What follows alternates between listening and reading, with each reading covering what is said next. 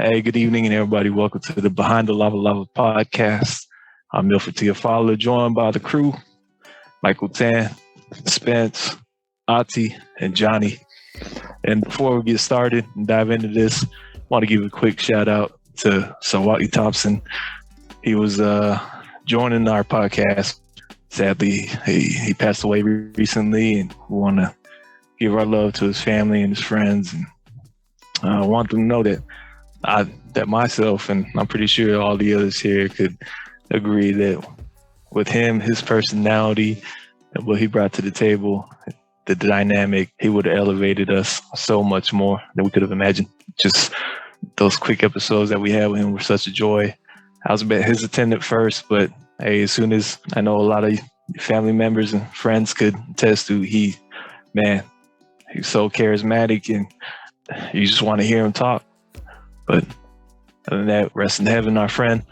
And to continue on with our podcast, disclaimer, we're not experts. We're not claiming to be. We're just, like our title says, giving you a view behind the lava, just our opinions, things you don't usually hear, because Samoan men are tough and we don't say anything. Hard exterior.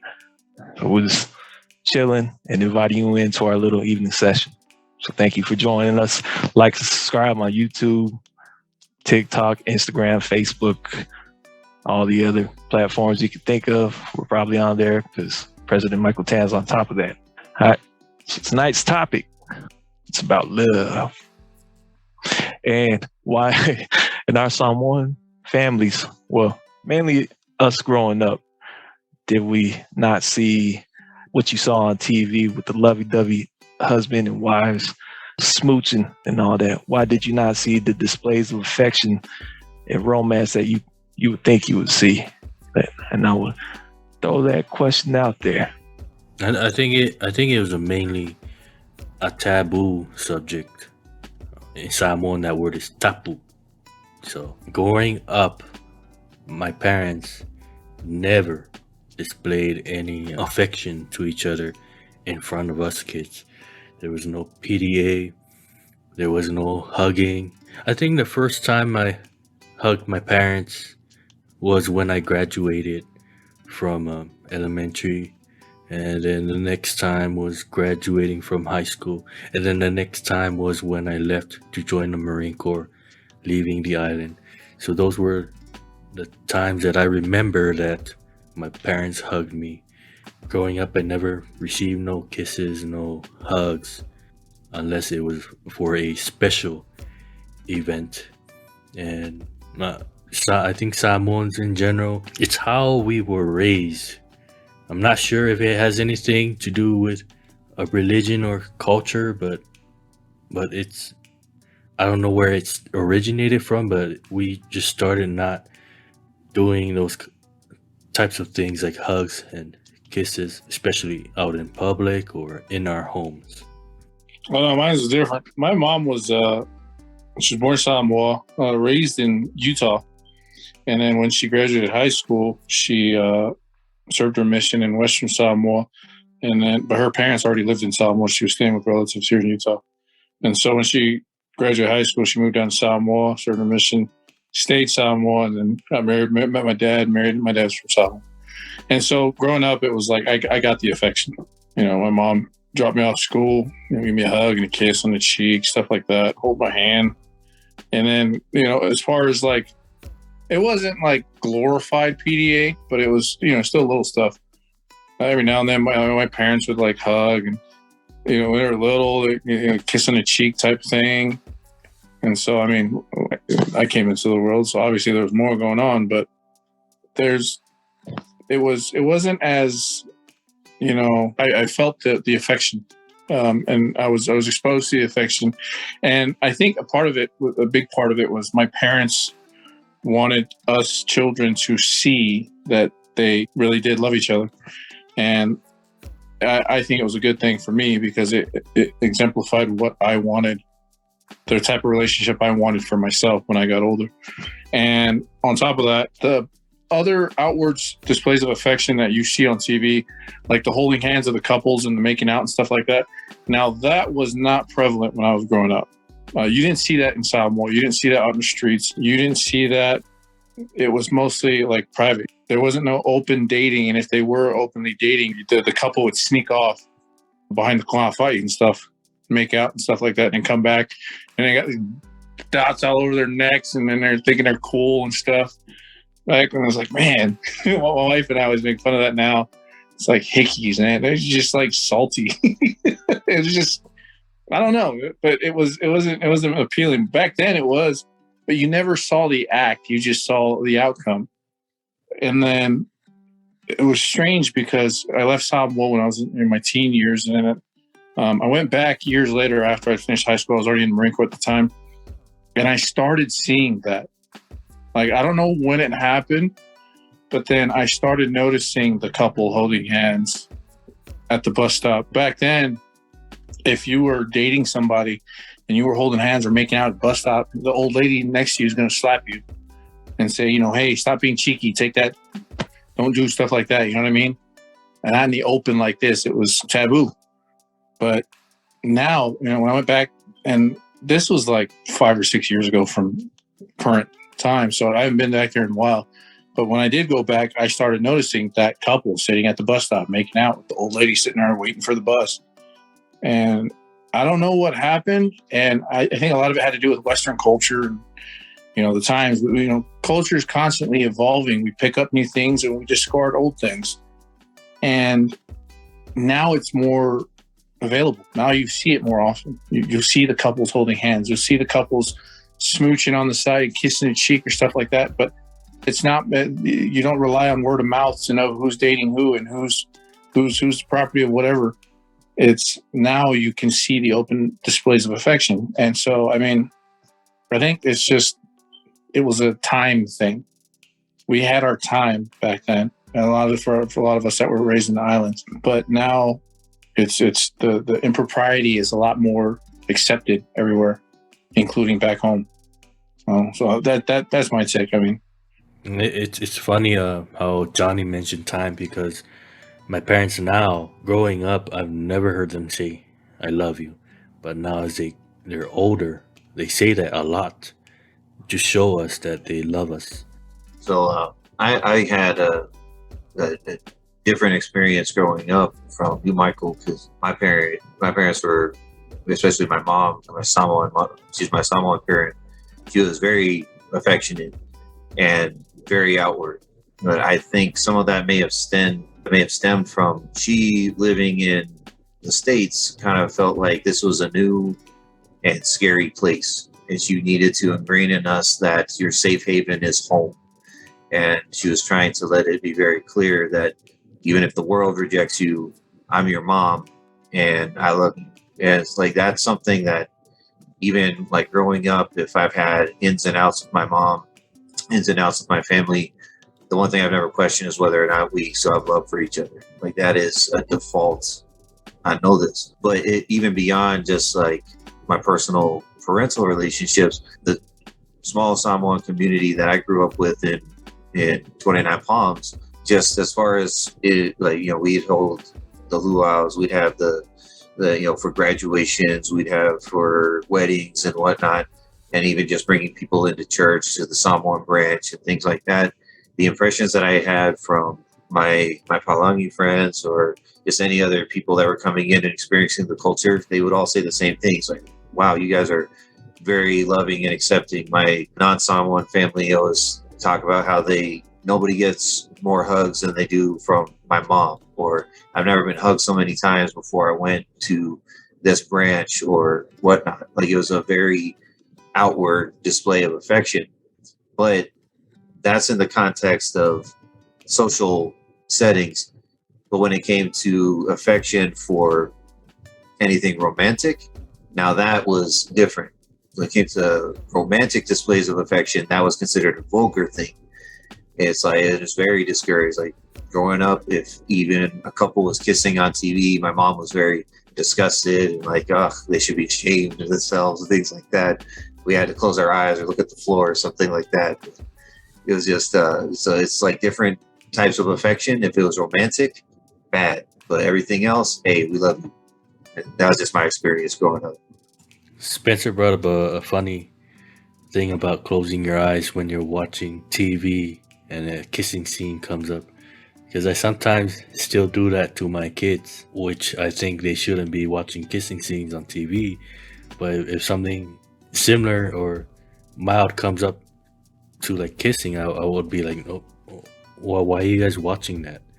So because my parents, they did that to me a lot, and when I left the house, I found myself in a I would say a state where even though I was a young adult, when I was watching kissing scenes, I would in front of with other people, I would turn my eyes away and not watch the scene, right? So it took me a long time to try to break that habit of turning my eyes away when there's a kissing scene coming up. When I left the house and joined the Marine Corps and I was watching a movie with my friends, it was a hard habit to break. What I really think is an interesting dynamic as far as our culture goes is that I'm sure we all grew up like listening to Fiji, listening to Samoan music artists. Like every song is like a love song. It's like it was one of those things where I went for a while where I wouldn't listen to island music, not because I had anything against the sound. I love island music, but especially like when I was going through my divorce, I couldn't listen to island music because every other song is a love song. But it's just funny that this thing where this outward display of affection, things about romance, things like that, we probably all have similar upbringings where it was considered a vulgar thing to do that in public. But every song that we hear is a love song. It's like we'll still play those songs at the dances at church and get down to it. But but if you see it on TV, close your eyes. Man, I need to introduce you to some Missy Luki then, man. Because Missy Luki's songs, man, it's all over the place, man. He talks about the government, freaking anything, man. So I think historically it's kind of like a generational thing. I think before, our parents, their parents, it was more hard stone. There's not really any loving or any that going on. And then my parents came to their level there. When I was growing up, there was some form of, like Johnny mentioned it, their exposure was there, but there wasn't really that typical, American family encouragement, loving, just, hey son, I love you, that type of encouragement, or, I've never really seen it in any typical Samoan family. It was just all tough love. That's how it was. If getting whipped by the belt, is love, that's a understatement, but that was the emotional factor, going back and learning the things that I'm learning now. Like I should be having a lot of psychological issues right now, considering the way I was brought up, but I turned out well, and it's all because of that tough love.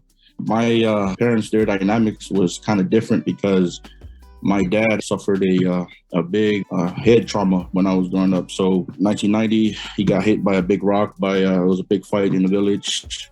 He got hit by a big rock. And after that, my mom said that my dad was different. He couldn't, this is well known in my family, he couldn't, speak. He wasn't the same person. So, I mentioned it before that, my mom was pretty much the father figure / mother figure, stepping in for what happened to my dad. So I really, growing up, I really didn't really see that, that affection, but it was exposure. It was there because my parent or my mom initially, she was showed it to us. But just looking on a comparative level, I think it was more like now, like you mentioned it, Johnny, when you went back, now we see it nowadays. And I believe it's because of the exposure to the media or, the phones that we have now, TikToks, social media, it's more exposure compared to when we were growing up. We didn't have, the internet for that matter. You had books and it was all those type of things. So yeah, it's funny that you brought up about that, Spencer. We have a lot of love songs, and it's just I think that's like the that illusion things. So Yeah. Let's see. All right. So, yeah, as time goes on, like Johnny says, things evolve, access to media. Of course, songs and their contents change. Elvis was the devil back then when some of our parents were young. And the type of content now lyrically in some of these love songs, it's like, oh, all right, even now I'm going to turn that off. And same thing with Johnny and Tan, a lot of you. I got to close my eyes when kissing scene comes on. Even nowadays, one of those type of uncomfortable situations when your parents are in the room.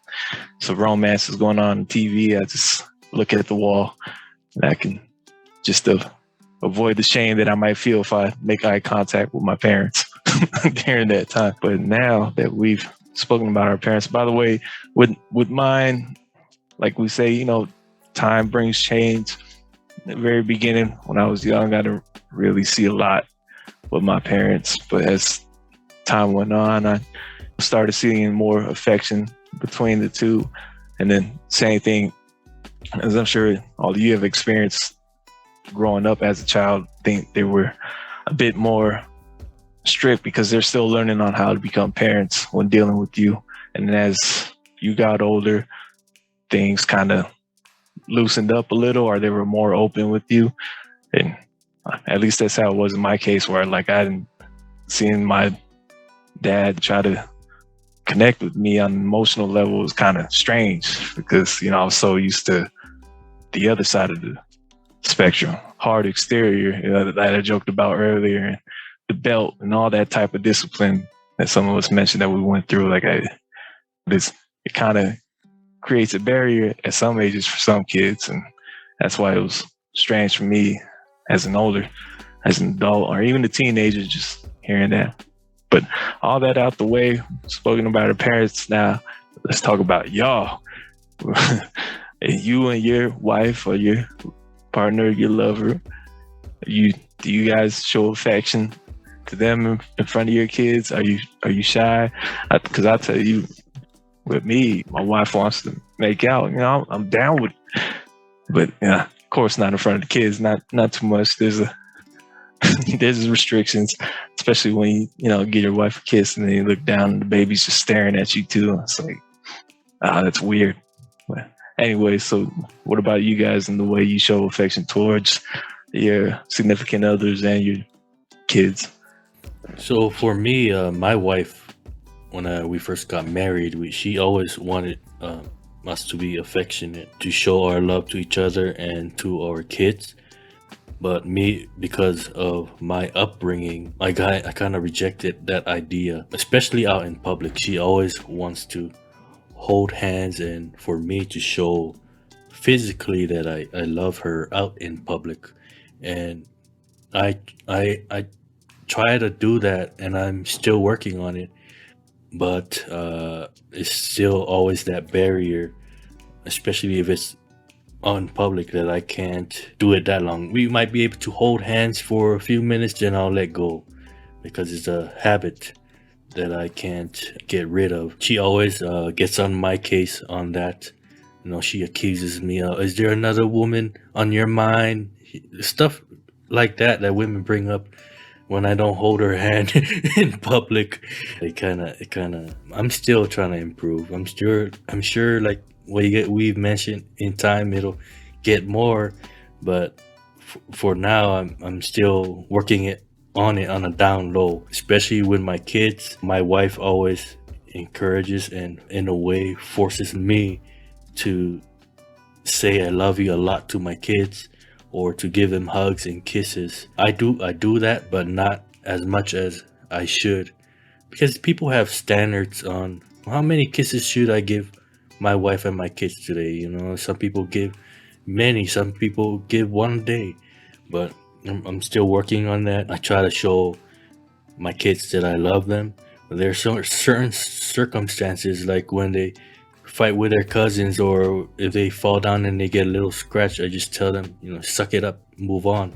But I know in my mind I'm supposed to, embrace them and give them a hug and kiss and tell them everything's gonna be okay. But because of my upbringing, it's not something that I would, if it happens, automatically I can do it. I would have to force myself, get out of that mindset and do it. So that's from my point of view. All right. So before I go into PDA with the wife, to go back on that whole love songs with Polynesian songs, reggae songs. I was born in the 80s. And I don't know about y'all, but back in the 80s, the big thing was power ballads, all love songs. It was all power ballads. And everybody that I know from my dad's generation was somehow, they were the Rico Suave, hopeless romantic type. Even my dad now is like, wine and dine. It was because it was the era of the power ballads. I'm still a huge fan of power ballads.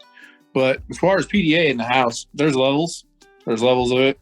Of course, when my kids were little, oh man, my wife, it was like early years of the marriage. My wife and I can keep our hands off each other. It was just kind of like in the house. Their babies don't even know what's going on. But as he got older, we'll sometimes do the overly affectionate PDA because I have 4 daughters. There's nothing but girls in the house. And so sometimes I just do it now because I have teenagers and just do it just to annoy them. So like, ew.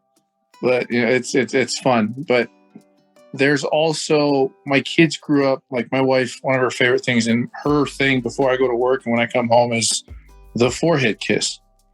I always, to them, and even my daughters expect a forehead kiss. Before we go, when I leave for work, when I come home, give them a hug, say goodbye, I love you, give them a forehead kiss, and then I'm out the door. And growing up, that's what they've come to expect. And so they attribute certain displays to certain types of affection as more like parent, and then there's the spouse.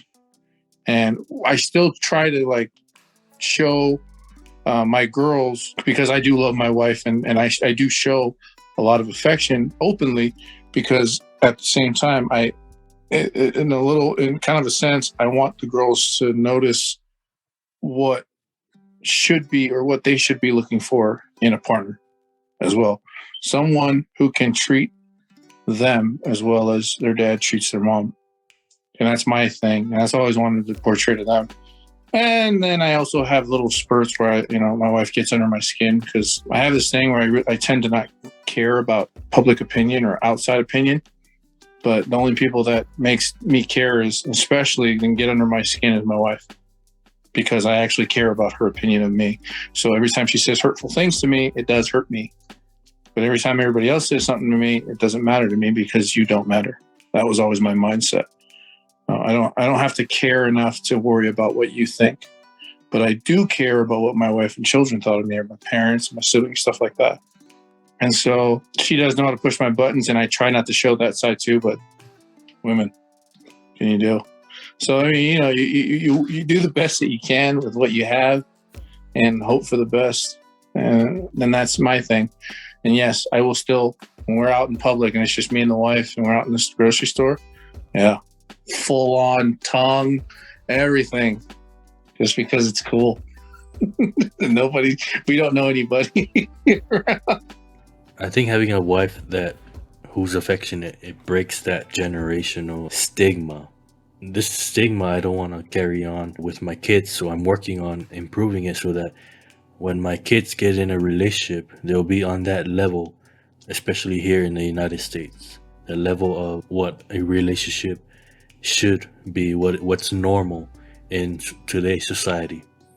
As far as how the stigmas have kind of affected me in that realm, so I make no comment about my previous marriage, but since I've been single again, I think the biggest way that's influenced me is I don't want to talk about any specific relationships. It's just there's a part of me I don't like sharing anymore. And what's been hard to convey to my family is that my family's knee-jerk reaction has been, oh man, Spencer's single again.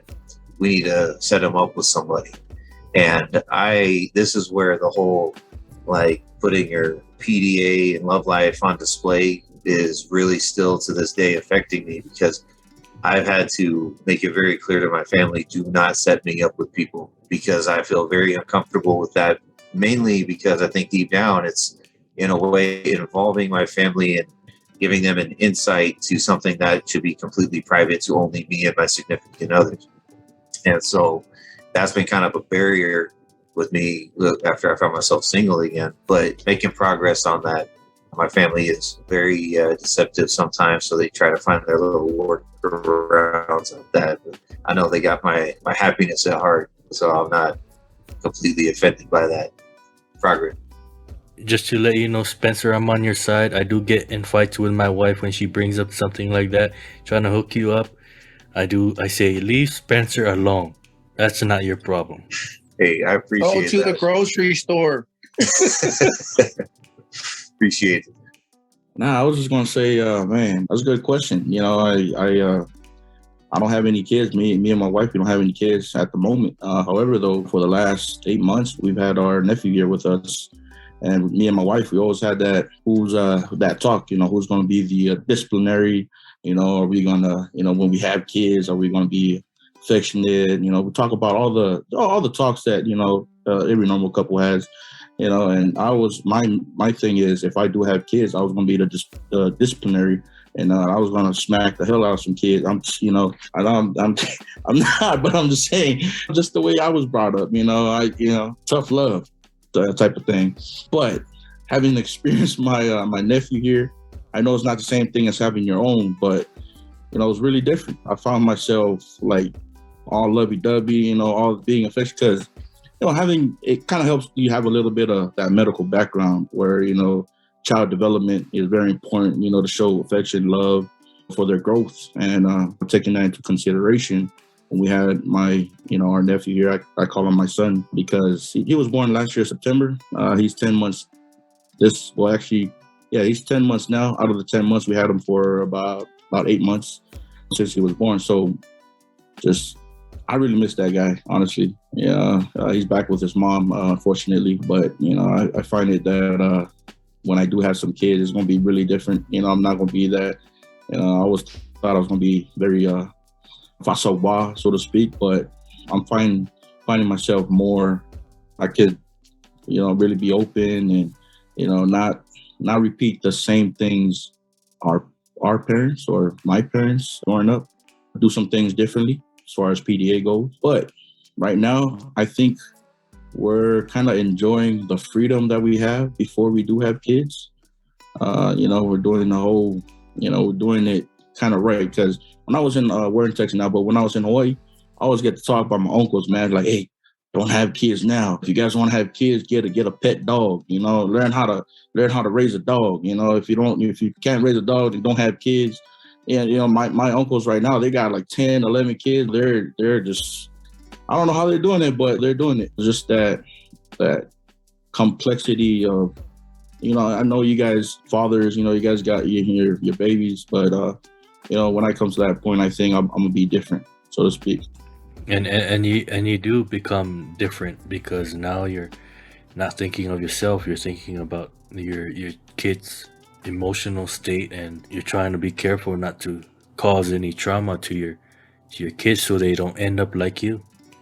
That's very true, because right when we had my little man here, it was because it's not my own. You know, that's why I think I kind of held back on, you know, really trying to do the you know, the learning and stuff, but or teaching, I guess. But yeah, it is true. You know, I've been told that, you know, once you have some kids, you're gonna know the difference. You know, you're gonna be very protective. You're gonna be, you know, you're not gonna be the same person who you are. So hopefully one day that'll happen. Man, I don't even know if you ever mentioned that was your nephew. This whole time I thought it was your son. You gave off the fatherly vibe too, like he was your son. I mean, the way you were. But before we close this thing out, any alibis? I don't know if I want to put out this story, but I think, no, never mind. That's okay. Oh, you can't do that. Now I gotta know. Do it. Man, it's just one of those tough. All right, cool. Okay, so me and my brother, man, growing up, we were rowdy, man. We were some like just bad Ulavali kids, man.